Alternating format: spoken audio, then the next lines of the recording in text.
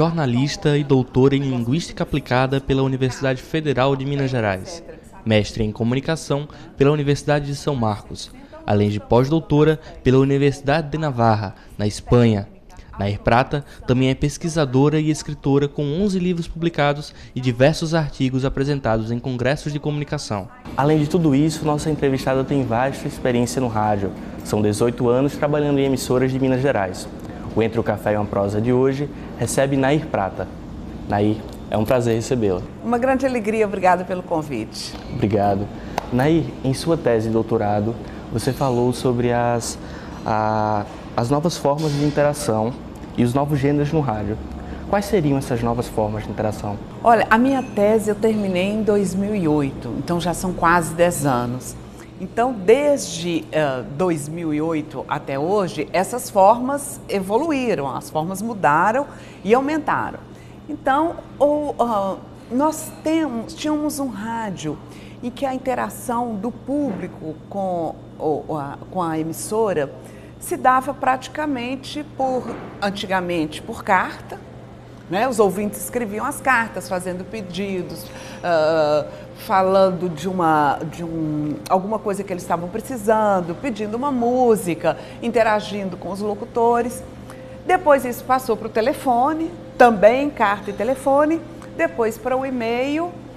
E aí, a partir da digitalização, aí nessa virada do século XX para o século XXI, nós temos uma ampliação dessas formas de interação, em que o ouvinte hoje, o público hoje, ele não apenas participa da programação, ele pede coisas na programação, mas ele tem uma palavra que é uma palavra-chave hoje, que é o engajamento.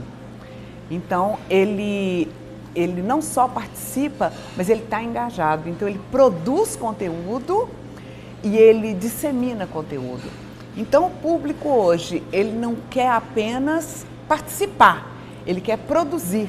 E as emissoras de rádio que nos ouvem agora, que nos veem agora, elas têm que ficar muito atentas a isso. Porque se ela não fizer uma programação para que o público possa participar e possa se engajar e possa produzir e compartilhar, essas emissoras têm que repensar a sua programação. Então, o público hoje é um público participante, é um público engajado. Isso se dá de várias formas. A emissora ela tem que estar nas redes sociais, ela tem que planejar a sua atividade de forma que ela possa ter essa integração do público com a programação. Nair, o rádio vem passando por algumas mudanças nesses últimos tempos, entre elas algumas relacionadas à conexão e à convergência. Qual a importância dessas mudanças para o rádio? Olha, o rádio ele nunca se manteve à margem das mudanças tecnológicas. Ele foi, a palavra que eu gosto de usar é amalgamar. Então ele foi se misturando a isso. E uma palavra que eu gosto, que eu usei aí na minha tese de doutorado, que você citou, que é a radiomorfose, que seria esse processo de transformação do rádio. Então ele foi se transformando, ele foi passando por essa metamorfose, essas mudanças tecnológicas foram incorporadas. Então, e hoje o que a gente tem é um rádio bastante diferente daquele que, quando eu comecei a trabalhar no rádio, por exemplo, do rádio que a gente conhecia há algumas décadas, que é um rádio presente, um rádio ampliado, presente aí em várias plataformas de emissão, bem diferente daquele rádio apenas por ondas hertzianas. Aquele rádio que os nossos pais tiveram em casa, que seria de ligar um aparelho em casa, sintonizar uma frequência AM ou FM e achar ali uma emissora de rádio. Então, esse rádio, ele continua existindo, porque nesse processo de radiomorfose, um modelo não substitui o outro, mas todos esses modelos continuam coexistindo. Então, existe esse modelo, mas também existem muitos outros. Então, assim, proporcionados por essas novidades que apareceram. Por exemplo, como as redes sociais. nós temos emissoras de rádio hoje que existem apenas no WhatsApp, com transmissão pelo WhatsApp. Então, o WhatsApp não foi uma plataforma pensada, feita para essa comunicação, como um meio de comunicação de massa. Foi feito para a comunicação interpessoal. No entanto, já existem emissoras de rádio, inclusive universitárias, criadas para o WhatsApp. Então, é feita uma programação e essa programação é enviada para uma lista, um grupo determinado ali no WhatsApp.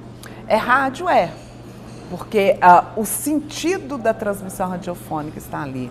Existem rádios no Facebook, por exemplo.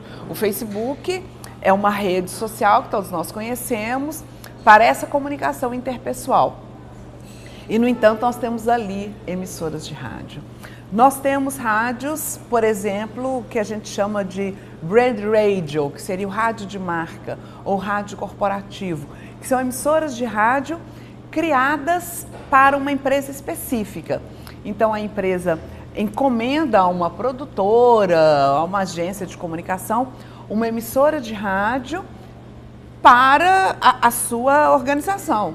E ali, ou no supermercado, ou na loja, ou na empresa, aquela rádio é ouvida. Um exemplo que eu gosto de citar, que todo mundo conhece, que é o Magazine Luiza, que é uma empresa grande, que tem mais de 800 lojas no país, que vende eletrodomésticos, móveis, etc. Eles têm, desde 2004, a Rádio Luiza, que é uma rádio feita à medida do Magazine Luiza. Então, ali toca música, faz prestação de serviço, fala das novidades que a loja tem. E é muito interessante a gente observar que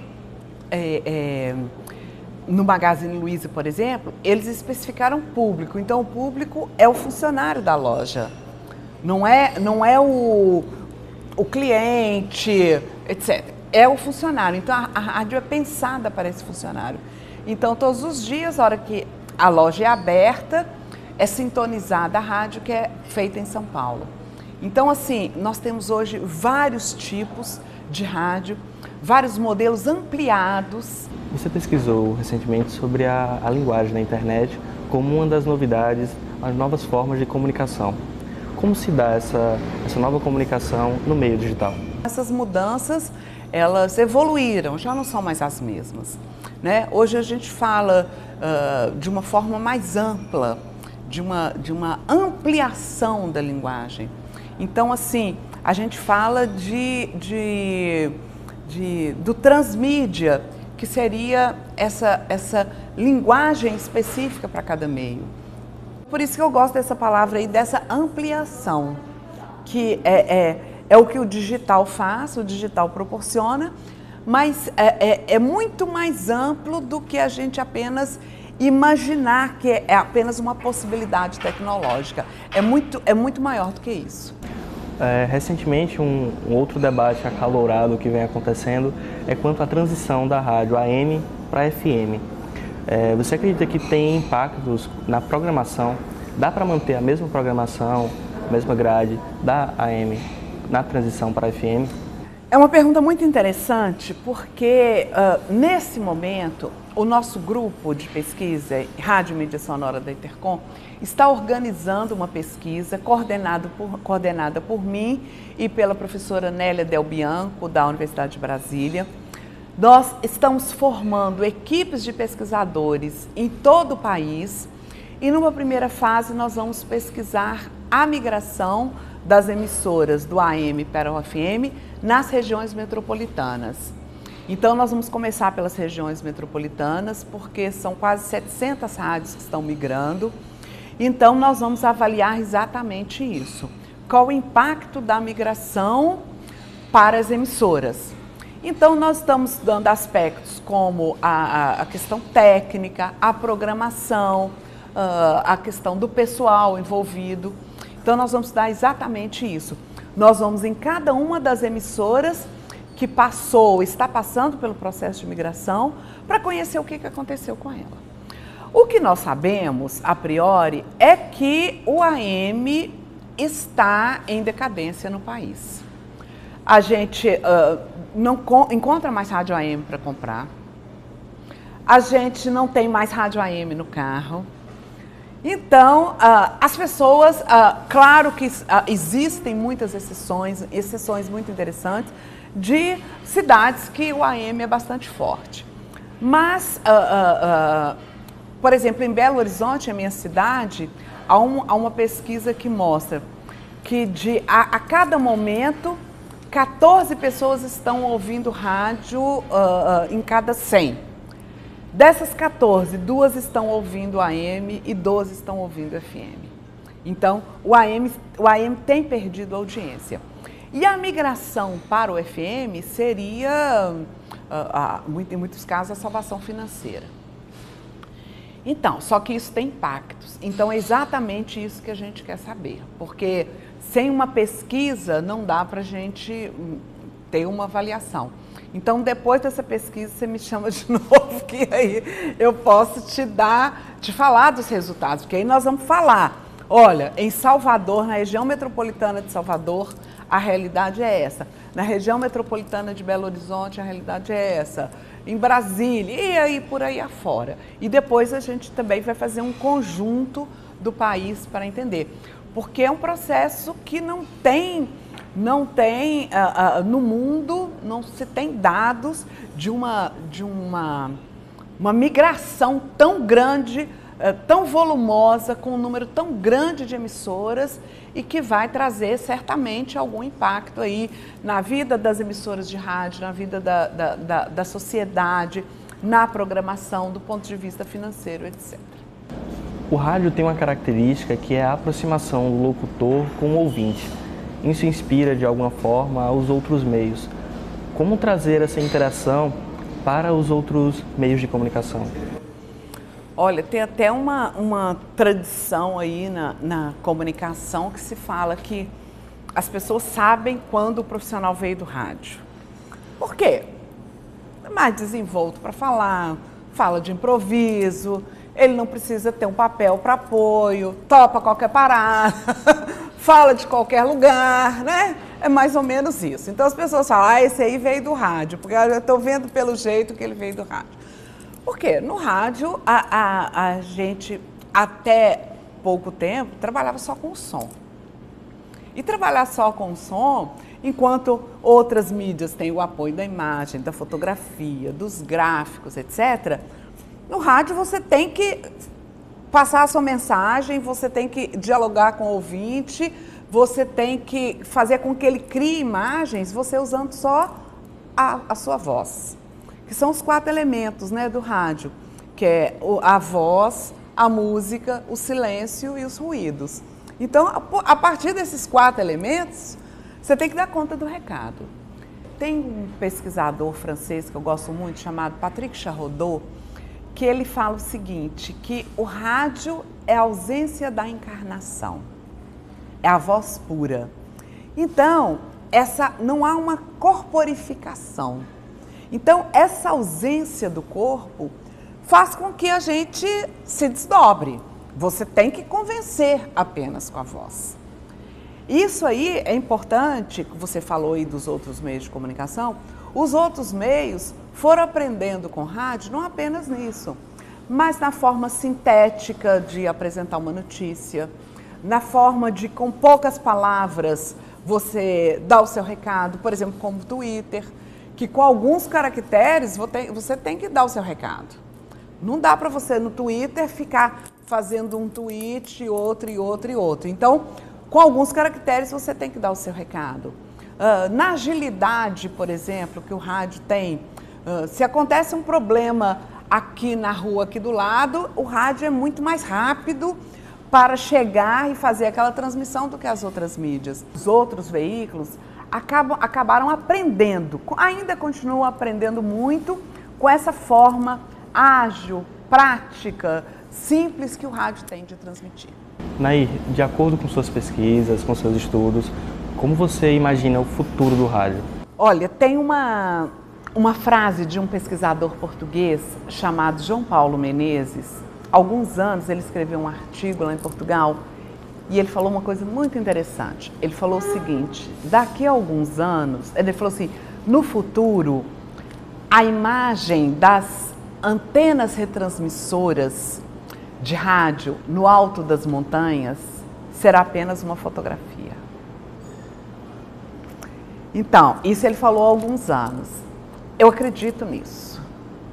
Porque nós estamos mudando, não que a mídia rádio vai acabar, não é isso.